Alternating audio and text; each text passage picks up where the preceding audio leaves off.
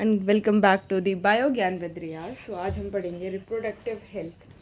So what is reproductive, what is health. Reproductive health मतलब कि जो भी सेक्शुअल ट्रांसमिटेड डिसीजेज है या क्या चीज़ें सेफ़ होती हैं, क्या चीज़ें सेफ़ नहीं होती हैं, and it is important in our age. ठीक है, ये हमारी एज में बहुत सारे मिथ्स होते हैं, बहुत सारी चीज़ होती है कि ये हो सकता है, ये नहीं हो सकता, हम ये कर सकते हैं, ये नहीं कर सकते। So it's all about this कि क्या है रिप्रोडक्टिव हेल्थ, क्या प्रॉब्लम्स होती है, क्या स्ट्रैटेजीज़ हमारी गवर्नमेंट या हमारे एनजीओज़ ने ली है, इन सब चीज़ों के बारे में हम इसमें पढ़ेंगे।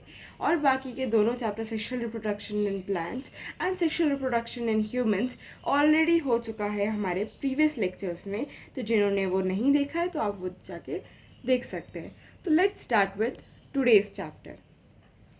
You have learned about human reproduction system and its function in chapter 2. कल हमने complete किया. Now let's discuss a closely related topic, that is reproductive health. What do you mean by this term? The term simply refers to healthy reproductive organs with normal function. अब तुम इससे क्या समझते हो कि तुम्हारे टर्म ये जो सिंपली है, ये हेल्दी रिप्रोडक्टिव ऑर्गन्स को जो नॉर्मल फंक्शन परफॉर्म कर रहे हो उसको रिप्रेजेंट कर रहा है. However, it has a broader perspective and includes the emotions, social aspects of reproduction also. बल्कि ये इससे ज़्यादा बड़ा पर्सपेक्टिव रखता है, इससे ज़्यादा इमोशनल एंड सोशल एस्पेक्ट को रखता है रिप्रोडक्शन के. According to World Health Organization के अकॉर्डिंग रिप्रोडक्टिव हेल्थ का मतलब है कि जितना टोटल वेलबींग है सारे एस्पेक्ट्स का वो है फोटोसिंथेसिस. और सारे एस्पेक्ट्स मतलब कि physical aspect, emotional aspect, behaviour aspect and social aspect. मतलब रिप्रोडक्टिव हेल्थ का मतलब है सारे के सारे, मतलब physically, emotionally, behaviourally and socially well-being होना. Therefore, a society people having physically and functionally normal reproductive organ and normal emotional and behavioral interaction among them in all sex-related aspects might be called reproductively healthy. So final definition क्या है? एक society जिसमें जो लोग हैं वो physically, functionally normal reproductive organ रखें, normal emotional behavioral interaction रखें अमंग एक दूसरे के साथ, इन सारे के सारे सेक्स रिलेटेड एस्पेक्ट्स के अंदर, उसी को हम बोलते हैं रिप्रोडक्टिवली हेल्दी. अब कोई हमारे सोसाइटी में क्या है, कोई किसी चीज़ की बात कर रहा है तो भाई वो सो कॉल्ड गंदी बात होगी. वाई सो नहीं है, ठीक है. That's why it's a emotional, behaviour, physical, functional, सारे के सारे एक्सपेक्ट में अगर कोई बंदा नॉर्मल है तो फिर वो रिप्रोडक्टिवली हेल्दी है. Why is it significance to maintain reproductive health and what are the methods taken up to achieve it. क्या सिग्निफिकेंस है कि हम रिप्रोडक्टिव हेल्थ को मेंटेन करें और क्या मेथड है जिससे हम इसको अचीव कर सकते हैं. अब हम देखते हैं इनकी प्रॉब्लम्स एंड इनकी स्ट्रैटेजी. इंडिया सबसे पहला कंट्री है जिसने एक्शन प्लान इनिशिएट किया था एंड एक प्रोग्राम इनिशिएट किया था नेशनल लेवल पर टोटल रिप्रोडक्टिव हेल्थ के गोल को देखते हुए. That is program is family planning, जो कि 1951 में इनिशिएट हुआ था और पीरियोडिकली कुछ सालों तक चला भी. इम्प्रूव्ड प्रोग्राम तो बता देती हूँ, फैमिली प्लानिंग प्रोग्राम इनिशिएट हुआ था 1951 में. You have to recognise the dates too. Improved programs covering wider reproduction related areas are currently in operation under the popular name of reproductive and child health care programs. और जितने भी reproduction related areas है currently, जितने भी operation चल रहे हैं वो पॉपुलर नेम से चल रहे हैं. That is name is reproductive and health child health care programs. Awareness फैलाना पीपल के बीच, लोगों के बीच में अलग अलग रिप्रोडक्शन के रिलेटेड के एस्पेक्ट्स में, उनको फैसिलिटीज़ प्रोवाइड करना, उनको सपोर्ट प्रोवाइड करना, एक रिप्रोडक्टिवली हेल्दी सोसाइटी बनाने में, ये मेजर टास्क है इस वाले प्रोग्राम के. अब हम कैसे फैला सकते हैं? Audio visual, print media, governmental and non-governmental agencies have taken various steps to create awareness among the people about reproduction related aspects. किस किस से फैला सकते हो? ऑडियो विजुअल, भाई सबके पास फ़ोन है, रील, शॉर्ट्स, टीवी सब देखते हैं। प्रिंट मीडिया, न्यूज़पेपर, मैगजीन्स और governmental and non governmental agency जो गवर्नमेंट में है और नॉन गवर्नमेंटल एनजीओज होते हैं, ठीक है। ठीक है, बहुत सारे इन्होंने अवेयरनेस के लिए स्टेप्स उठाए हैं और अबाउट रिप्रोडक्शन रिलेटेड एस्पेक्ट्स।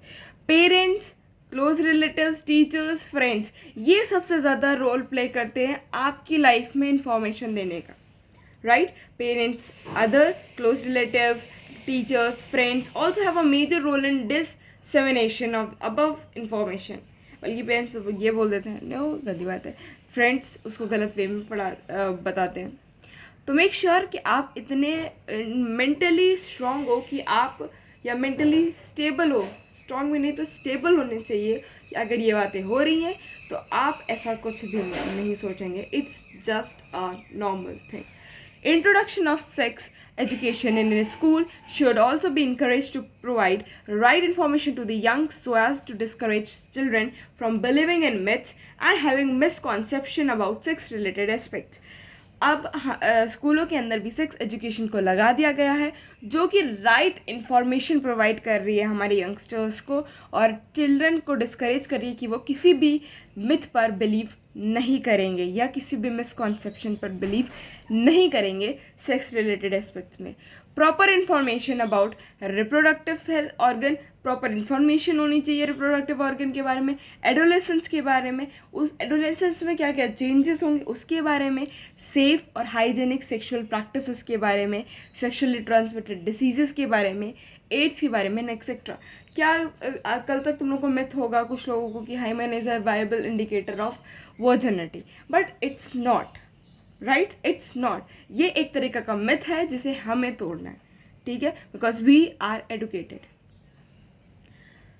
उसके बाद आता है आपका व्हाट हेल्प पीपल। ये सब चीज़ें हेल्प करती है स्पेशली एडोलेसेंट एज ग्रुप को कि वो रिप्रोडक्टिवली हेल्दी सोसाइटी और हेल्दी लाइफ बनाए। Educating peoples, especially fertile groups and are those in marriageable age group about available birth control option, care of pregnant mother, postnatal care of mother and child, importance of breastfeeding, equal opportunities for the male and a female child, etc. would address the importance of bringing up socially conscious healthy families of desired size.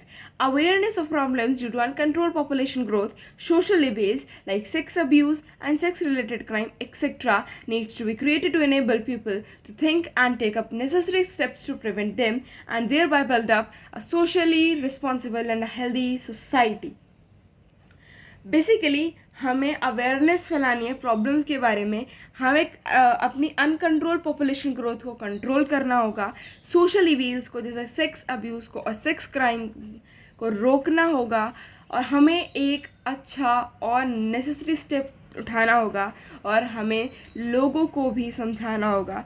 हमें कल का socially responsible और healthy society person बनना होगा और ये एक ही बंदे से शुरू होगा। पहले आप शुरू करिए, फिर कोई और भी शुरू करेगा, उसके बाद हर एक लड़की सेफली अपना काम कर पाएगी। Successfully implantation of various action plans to attain reproductive health requires strong infrastructural facilities, professional expertise and material support। Successful implantation तभी हो सकता है किसी भी एक्शन का जब आपके पास स्ट्रॉन्ग इंफ्रास्ट्रक्चर फैसिलिटीज़ हो, आपके पास प्रोफेशनल एक्सपर्ट्स भी मौजूद होने चाहिए और उसके साथ साथ कुछ मटेरियल सपोर्ट भी होना चाहिए जो essential provide medical assistant and care है पीपल की ये रिप्रोडक्टिव रिलेटेड प्रॉब्लम जैसे कि pregnancy, delivery, STDs, abortion, contraception, menstrual problem, infertility को स्टडी करते हैं, ठीक है। Implantation of better techniques and new strategies from time to time are also required to provide more efficient care and assistance to people. Stationary ban on amniocentesis for sex determination to legally check increasing menaces of female feticides।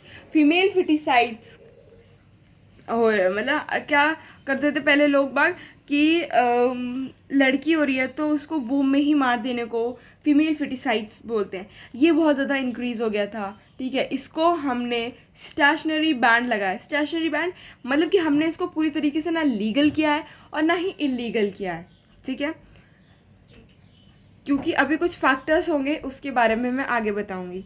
Then massive child immunization are also programs that merit mention in this connection. In amniocentesis, some of the amniotic fluid of developing fetus is taken to analyze the fetal cell and dissolved substances. Amniocentesis कैसे करते हैं? एक injection, एक syringe होता है, उसको हम mummy के वूम से लेकर एम्योनेटिक फ्लूइड, मतलब कि जिस पानी में, ऐसे बोलते हैं ना बच्चा पानी में, हमारी पहली लाइफ भी कहाँ पे हुई थी, आई थी पानी में आई थी. तो ऐसा बोलते हैं कि बेबी भी एक बैग लाइक स्ट्रक्चर में होता है जिसके अंदर पानी भरा होता है. उस पानी के अंदर उस फीटल के सेल्स होते हैं. अब हमारे स्किन के सेल्स भी होते हैं जो टूट रहे होते हैं, ऐसे उस बच्चे के सेल भी होते हैं जो टूट होते हैं. उस पानी के अंदर उस बच्चे के सेल्स होते हैं जिसको हम सिरिंज के थ्रू निकाल लेते हैं, और उससे हमें पता चल जाता है कि ये बच्चे को कोई भी जेनेटिक डिसऑर्डर तो नहीं है, जैसे कि down syndrome, haemophilia, sickle cell anaemia. इन सब की जानकारी के लिए हमने वो टेस्ट एम्नियोसेंटेसिस रखा है. अदरवाइज अगर उसका कोई मिसयूज़ करता है तो दैट इज़ नॉट लीगल. ठीक है. Then research on various reproductive related areas are encouraged and supported by government and non-governmental agency to find out new methods and are to improve upon the existing ones. Do you know the Saheli is a new oral contraceptive for female was developed in the CDRI Lucknow.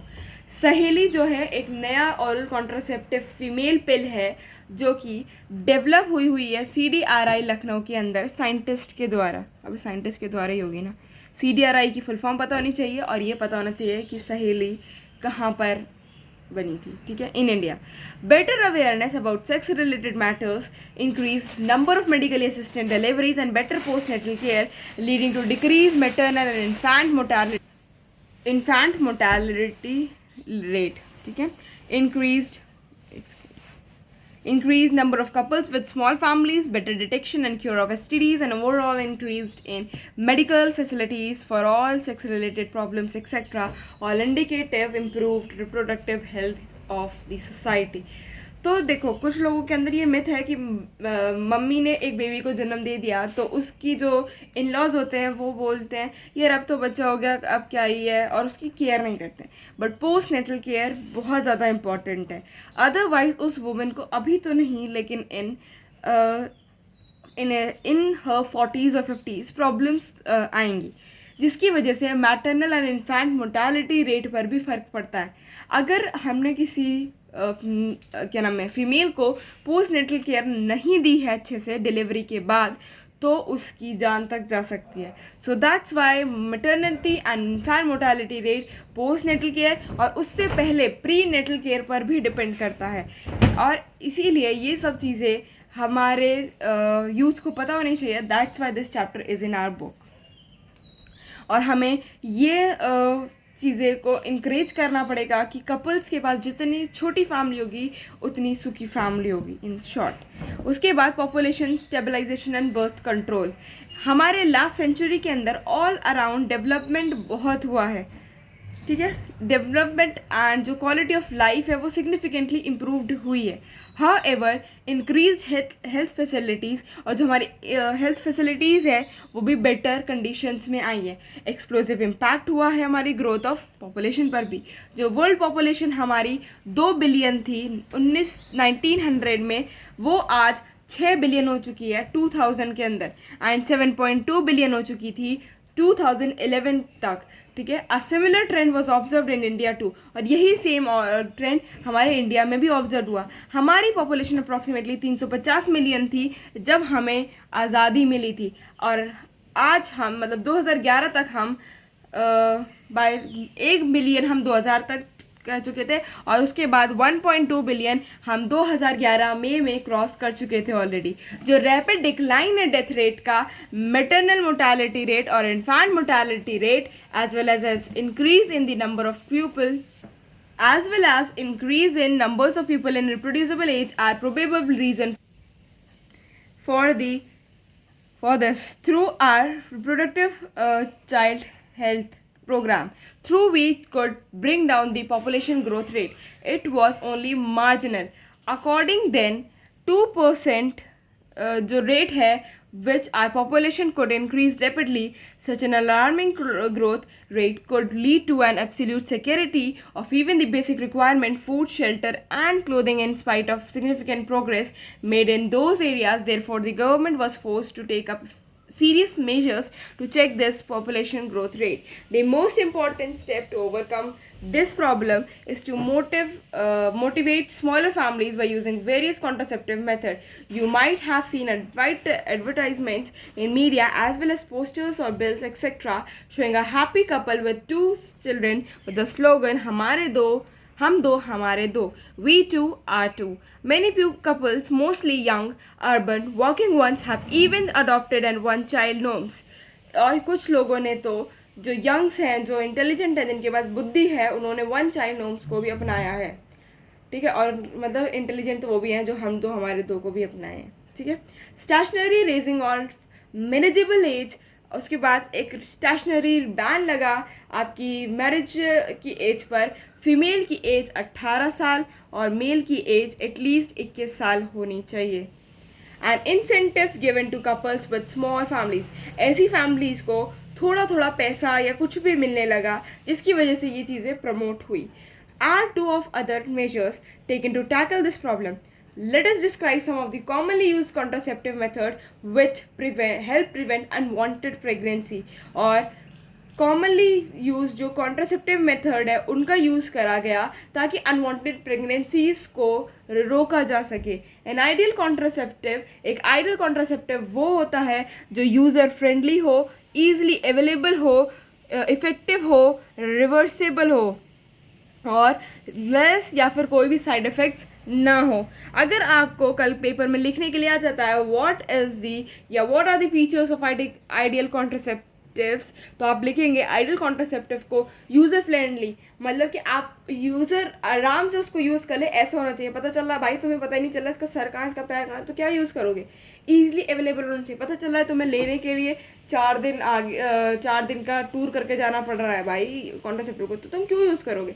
तो इसीलिए easily available होना चाहिए, effective होना चाहिए. अब भाई जिस काम के लिए लाए अगर वही काम नहीं हो रहा तो किस काम का वो, तो इफेक्टिव भी होना चाहिए. रिवर्सेबल, अगर तुम्हें बाद में प्रेगनेंसी चाहिए तो भाई प्रेगनेंसी भी होनी चाहिए. ऐसा थोड़ी है कि भाई नहीं अभी हमें बच्चा नहीं चाहिए बाद में हमें चाहिए तो भाई नहीं हो रहा है, तो ऐसा भी नहीं होगा. लेस या फिर कोई भी साइड इफेक्ट भी नहीं होने चाहिए. ठीक है. It should also in no way interfere with the sexual desire. और एक और बड़ी बात 6th पॉइंट कि उसके वो हमारी सेक्सुअल डिज़ायर को या किसी की भी सेक्सुअल डिज़ायर को इंटरफेयर नहीं करेगा. Desire and the sexual act of the user. A wide range of contraceptive method are presently available with could be broadly grouped into following groups, namely natural, traditional, barrier, IUDs, oral contraceptive, injectables, implants and surgical methods. ये सारे contraceptives हैं. पहले हम पढ़ेंगे natural. Natural methods work on principle of avoiding chance of ovum and sperm meeting. Natural method में हम इस principle पर काम करते हैं कि ovum और sperm मिले ही ना, और ovum और sperm मिलेंगे ही नहीं तो फिर fertilization होगा ही नहीं.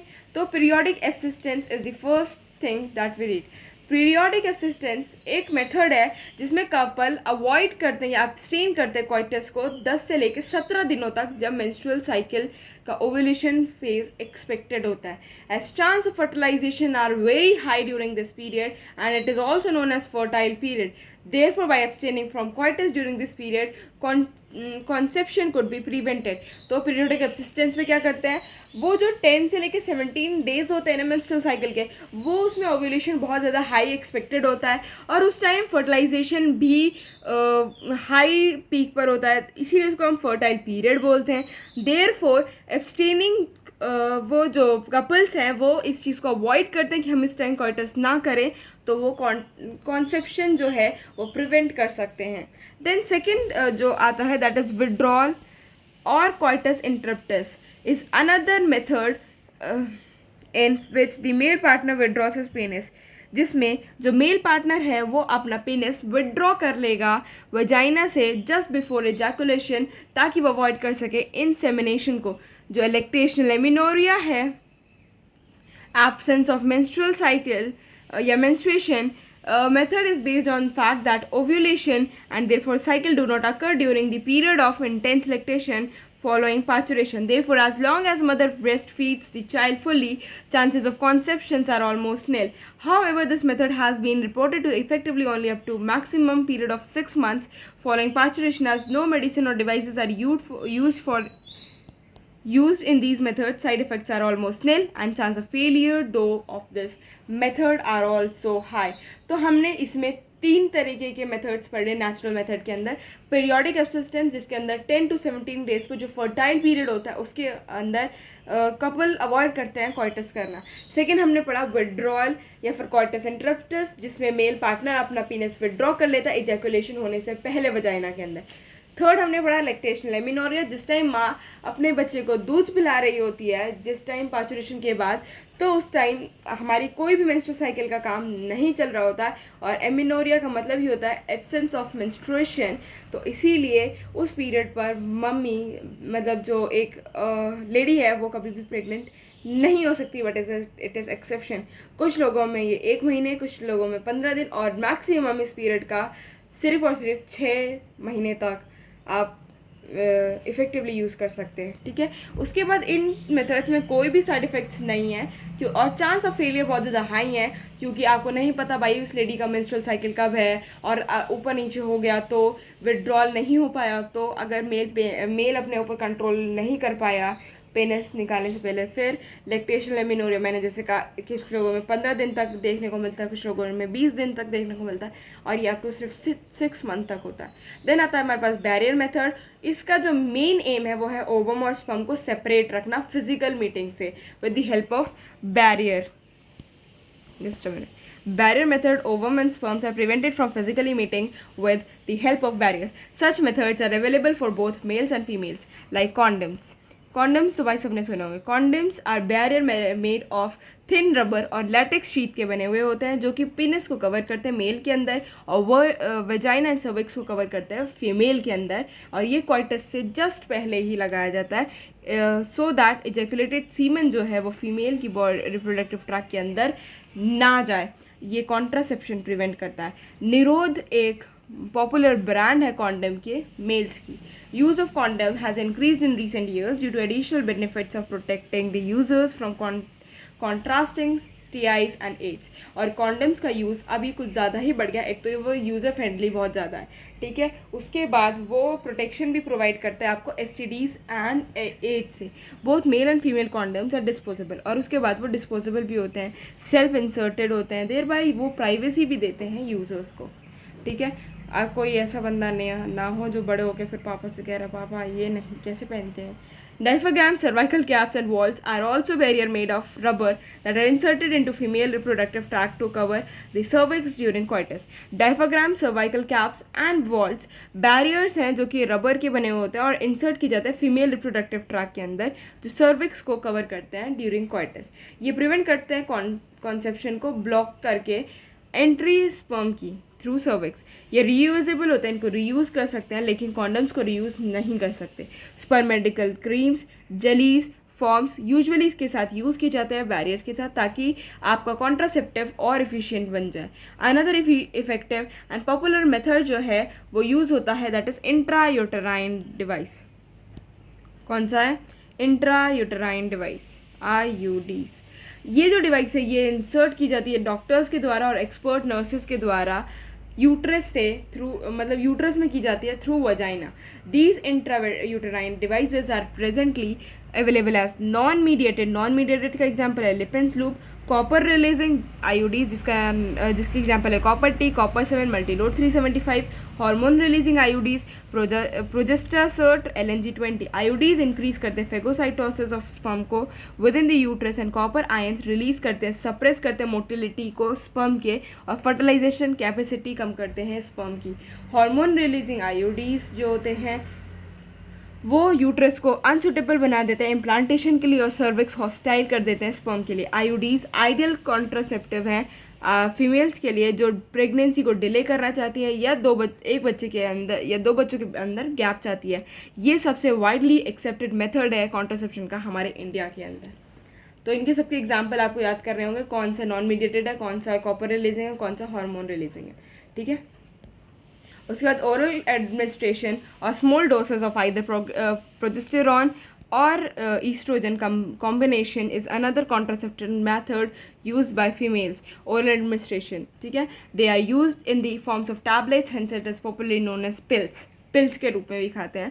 पिल्स ली जाती है 21 दिन के पीरियड पर और स्टार्टिंग प्रेफरेबली, और 5 दिन छोड़ दिए जाते हैं जो कि मेंस्ट्रुअल साइकिल के लिए होते हैं, और गैप होता है 7 दिन का.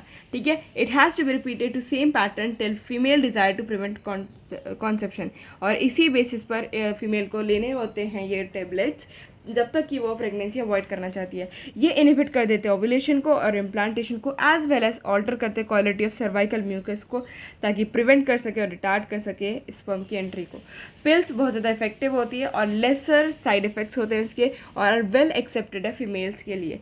सहेली एक ऐसी न्यू ओरल कॉन्ट्रासेप्टिव है फीमेल के लिए जो नॉन स्टेरॉइडल प्रिपरेशन से बनी हुई है और सिर्फ हफ्ते में एक ही दिन लेनी होती है, और इसके बहुत कम साइड इफ़ेक्ट है और हाई कॉन्ट्रासेप्टिव वैल्यूज़ है इसकी. बनी कहाँ थी ये लोग आप मुझे कमेंट सेक्शन में बताएंगे. उसके बाद प्रोजेस्टेरॉन अलोन और combination in estrogen can also be use by female as injections और इम्प्लांट्स. उधर प्रोजेस्ट्रॉन या फिर कॉम्बिनेशन हो गए ईस्ट्रोजन के साथ वो इंजेक्शन या इम्प्लांट्स भी होते हैं स्किन के अंदर.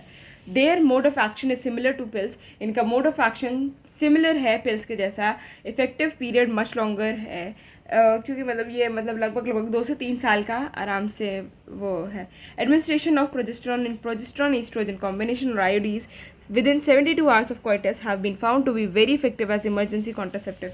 प्रोजेस्टेरॉन या प्रोजेस्टेरॉन और ईस्ट्रोजन का जो कॉम्बिनेशन है या फिर आईओडीज है, अगर आपको कोइटस किए हुए 72 आवर्स हो चुके हैं और आप प्रेगनेंसी अवॉइड करना चाहते हैं तो ये इमरजेंसी कॉन्ट्रासेप्टिव की तरह भी यूज़ करते हैं. Possible pregnancy due to rape और कैजुअल अनप्रोटेक्टेड इंटरकोर्स, 2 केसेस में, लाइक रेप में या फिर कैजुअल अनप्रोटेक्टेड इंटरकोर्स में, या फिर किसी भी फेलियर कॉन्ट्रासेप्शन की वजह से.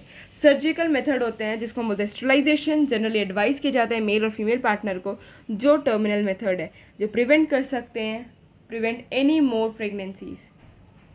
इसके बाद कोई भी प्रेगनेंसी नहीं होगी.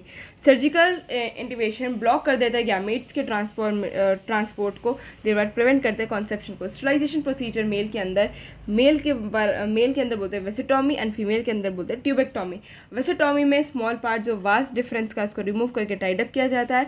स्मॉल इंसिजन लगाया जाता है ऑन स्क्रॉटम पर, जबकि ट्यूबेक्टॉमी एक स्मॉल पार्ट फेलोपियन ट्यूब का रिमूव करके उसको ऊपर बांध दिया जाता है स्मॉल इंसिजन एब्डोमेन के अंदर करके, ठीक है, थ्रू दी वजाइना. ये जो टेक्निक है ये हाईली इफेक्टिव है, बट इसकी रिवर्सिबिलिटी बहुत ही पुअर है, बल्कि ना के बराबर है.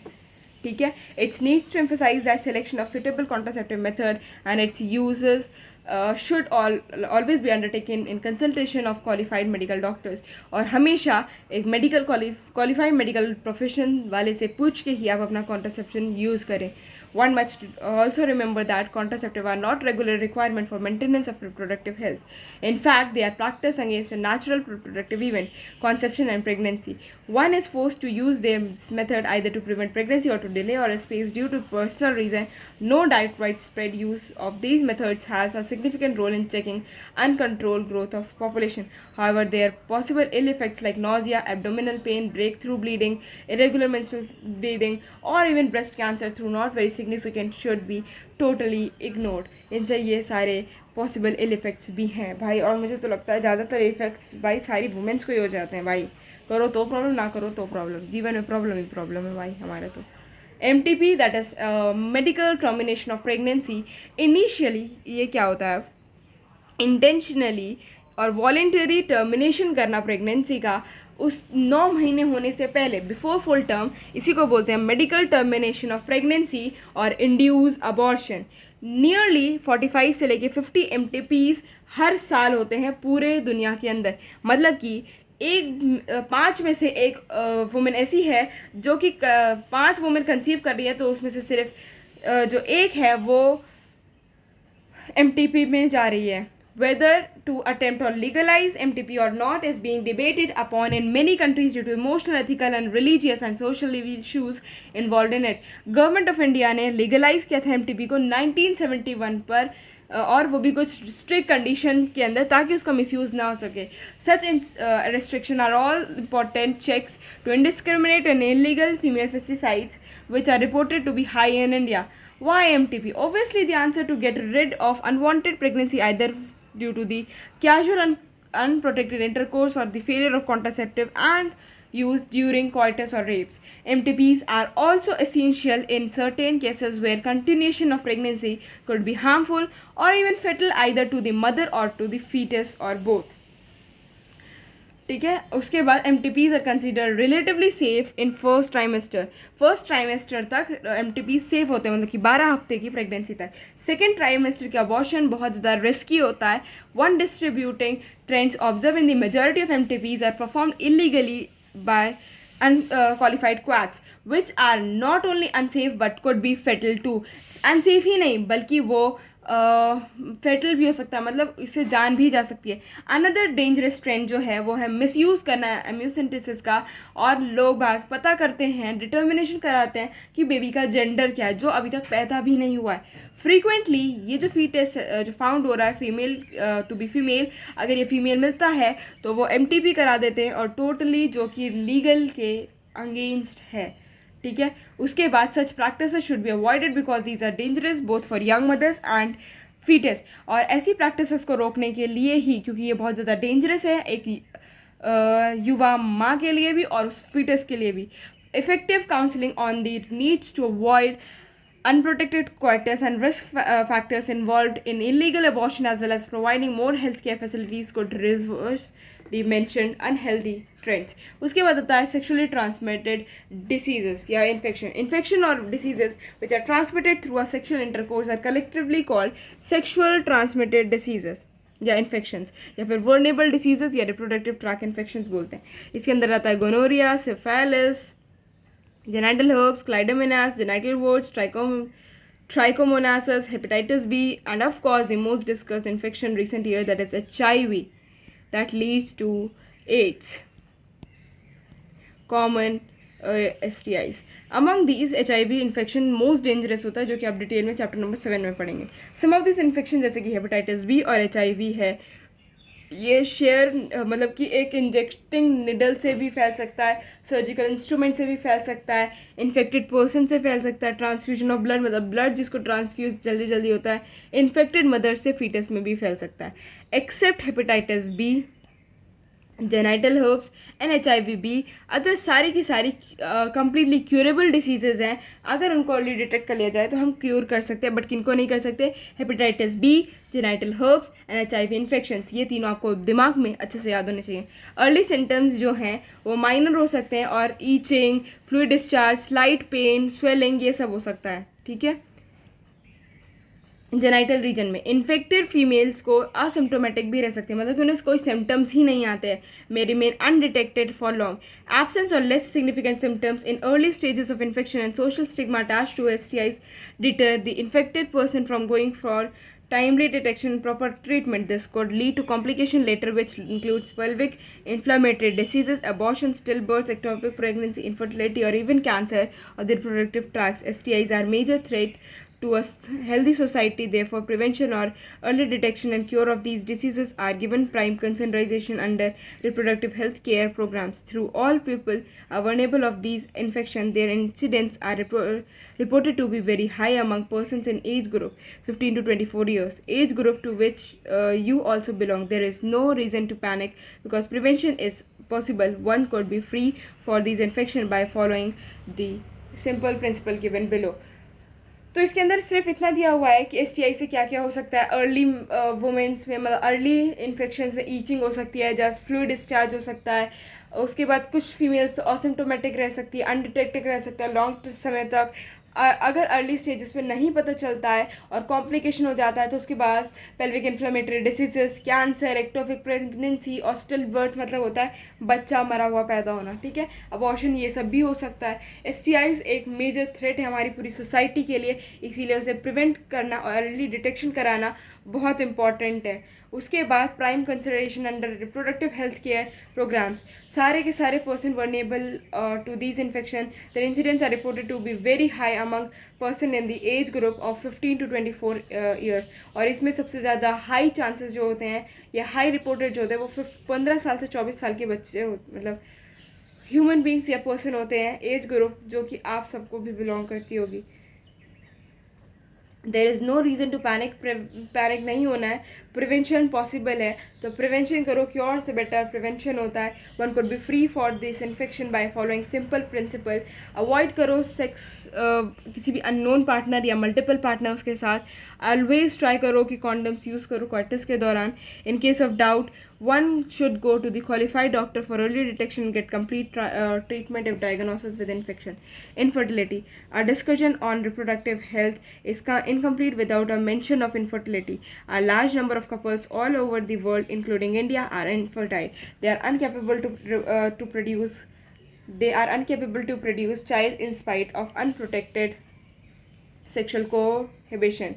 The reason for this could be many physical, congenital diseases, drugs, immunological और even physiological भी होता है। इंडिया के अंदर जो फीमेल है उसको ब्लेम किया जाता है कि बच्चा लड़का हुआ है या लड़की, but more often than not problems lies in male partners.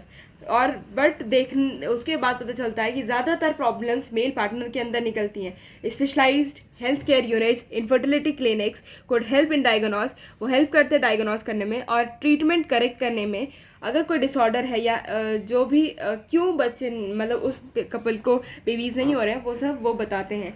However where such correction are not possible, और जहाँ पर करेक्शन पॉसिबल नहीं हो पाता तो उन कपल्स को असिस्ट किया जाता है कि आप एक स्पेशल टेक्निक जिसको बोलते हैं हम आर्ट, असिस्टेड रिप्रोडक्टिव टेक्नोलॉजी, उसको यूज़ कर सकते हैं for baby.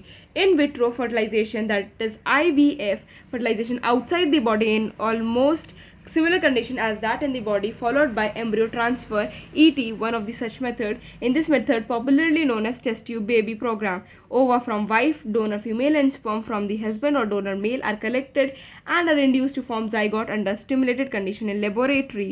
The zygote or early embryos with 8 blastomere could be transferred into fallopian tube, that is zipped. An embryo with more than 8 blastomere into the uterus, IUT, intrauterine transfer, to complete further development. Embryos formed in vivo fertilization, fusion of male and female gamete within the female body, such transfer to assert the female who cannot conceive. तो देखो सबसे पहले हमने पढ़ा test, सबने सुना होगा test tube baby, test tube baby. अब तो भाई वो टेस्ट ट्यूब बेबी थोड़ा, तो मतलब टेस्ट ट्यूब में से थोड़ी भी बच्चा निकल जाएगा, ऐसा तो नहीं होता ना। क्या करते हैं हम, डोनर से हेल्दी डोनर से या फिर हस्बैंड और वाइफ का स्पर्म और क्या नाम है एग लेते हैं, उसको एक टेस्ट ट्यूब में फर्टिलाइज कराते हैं, सिमिलर कंडीशन देते हैं मम्मी के वूम जैसी। उसके बाद उसको हम एम्ब्रियो बना लेते हैं और उसके बाद जब हम उस एम्ब्रियो का ट्रांसफ़र करते हैं उसको बोलते हैं टेस्ट ट्यूब बेबी, ठीक है। उसके बाद एक होता है जाइगोट, इंट्राफेलोपियन ट्यूब, इन सब की आपको फुल फॉर्म याद होनी चाहिए। अगर जाइगोट है या फिर अर्ली एम्ब्रियो है 8 ब्लास्टोमियर तक तो उसको हम फेलोपियन ट्यूब में ट्रांसफ़र करते हैं, और अगर 8 ब्लास्टोमियर से ऊपर है तो हम उसको यूट्रस में ट्रांसफ़र करते हैं, जिसकी वजह से उसको इंट्रा यूटराइन ट्रांसफ़र बोलते हैं। उसके बाद कुछ फीमेल्स के अंदर प्रॉब्लम होती है या फिर वो कंसीव नहीं कर पाती है तो हम यूज़ करते हैं इन वीवो फर्टिलाइजेशन का। ट्रांसफ़र करते हैं, ओवम को कलेक्ट करते हैं डोनर्स से और फेलोपियन ट्यूब में डाल देते हैं। Transfer of an ovum, transfer करते हैं ओवम कलेक्टेड जो डोनर से हुआ है उसको फेलोपियन ट्यूब में डाल देते हैं, जिसको हम बोलते हैं गिफ्ट। एक लेडी ने दूसरी लेडी को गिफ्ट किया है, that is gamete intrafallopian transfer. Another female who can not produce one but can provide suitable environment for fertilisation and further development is another method attempted. मतलब इसमें क्या है, ये जो लेडी है मतलब एक लेडी है वो सुटेबल कंडीशन प्रोवाइड कर सकती है, लेकिन उसके पास एग की क्वालिटी अच्छी नहीं है या एग नहीं बना पा रही है, ऐसा कोई प्रॉब्लम है, तो क्या करते हैं दूसरी एक डोनर लेडी का, एक हेल्दी डोनर का एग लेते हैं, ओवम लेते हैं और उसको फीमेल बॉडी के अंदर ट्रांसप्लांट कर देते हैं। उसके बाद जो बेबी है वो उसकी वूम में ग्रो होता है और सुटेबल इन्वॉल्वमेंट कर सकती है। Then intra cytoplasmic sperm injection जो एक स्पेशलाइज्ड प्रोसीजर है, एम्ब्रियो जो लेबोरेटरी के अंदर स्पर्म डायरेक्टली इंजेक्ट किया जाता है ओवम के अंदर। Infertility cases either due to inability of the male partner in insemination to female or due to the very low sperm count in ejaculates could be corrected by artificial insemination technique. अगर male partner की तरफ से infertility है तो फिर वो या तो इंसेमिनेट नहीं कर पा रहा फीमेल की बॉडी में, या फिर बहुत कम स्पर्म काउंट है उसका, इसीलिए एजेकुलेशन के टाइम पर, इसीलिए उसे कलेक्ट किया जाता है आर्टिफिशियल इंसेमिनेशन के द्वारा। इन टेक्निक में सीमन कलेक्ट किया जाता है या तो हस्बैंड का या तो एक हेल्दी डोनर का, आर्टिफिशियली उसके बाद इंट्रोड्यूस कर दिया जाता है वजाइना के अंदर या फिर यूट्रस के अंदर। अगर यूट्रस के अंदर किया गया है तो उसे हम इंट्रा यूटराइन इंसेमिनेशन बोलते हैं ऑफ द फीमेल, ठीक है। थ्रू ऑप्शंस आर मेनी, दो ऑप्शंस आर मेनी, ऑप्शंस बहुत सारे हैं आपके पास। ये सारी टेक्निक्स बहुत हाई प्रिसीजन, स्पेशलाइज प्रोफेशंस और एक्सपेंसिव इंस्ट्रूमेंट्स की डिमांड करती है, देयरफॉर ये फैसिलिटेट करती हैं। प्रेजेंटली अवेलेबल बहुत कम है हमारे कंट्री के अंदर। ऑब्वियसली बेनिफिट्स हैं, बेनिफिट्स इज़ अफोर्डेबल एंड मतलब कि अफोर्डेबल नहीं है और इसीलिए लिमिटेड पीपल तक ही अभी सीमित है। Emotional, religious and social factors भी इसमें डिस्टर्ब करते हैं in the adoption of these methods. Since ultimate aim of all procedure is to have a child, in India we have so many orphanage destitute children who would probably not survive till maturity unless taken care of. Our laws permit legal adoption and it is at yet one of the best method for couples looking for parenthood. हमारे India के अंदर बहुत लोग orphan में रहते हैं, बहुत से बेचारे बच्चे रोड पर रहते हैं। तो हमारा इन सब का, आर्ट का, असिस्टेंट टेक्नोलॉजी का सिर्फ एक ही एम है, पेरेंटहुड दिखाने का, माता पिता का प्रेम दिखाने का, और वो हम उन ऑर्फनेज बच्चों को या अनाथ बच्चों को गोद लेकर भी दिखा सकते हैं, राइट। तो अगर ये टेक्निक्स बहुत ज़्यादा मतलब आपके लिए नहीं है, आई नो आज भी, बट हम youngsters Gen Zs, we are so called Gen Zs, so हम इस चीज़ को मेक श्योर करें कि कोई भी, हमारा इंडिया हमारा देश है, हमारा परिवार है, let's make it and let's do it. अगर मतलब कि एडॉप्शन भी कोई गलत ऑप्शन नहीं है, इट इज़ करेक्ट। लोगों को ये लगता है भाई ये पता नहीं किसका बच्चा होगा, क्यों भाई, उसको अपना बच्चा बनाओ, अपना बच्चा बना के पालो, तो वो किसी और का क्यों होगा यार, किसी का घर बनाने से बेटर क्या ही हो सकता है। और तो लेट्स, ठीक है, तो ऑर्फनेज से बच ले सकते हैं क्योंकि हमारे लॉज ने भी अब हमें परमिट कर रखा है लीगल अडॉप्शन के लिए, और ये एक बेस्ट मेथड है किसी भी कपल के लिए अपना पेरेंटहुड दिखाने का। So thank you so much, this is all about this class. आज थोड़ा ज्ञान भी ज़्यादा हो गया, तो चलते हैं और फिर मिलेंगे कल। Bye bye guys. कैसे लगी क्लास कमेंट सेक्शन में ज़रूर बता के जाना।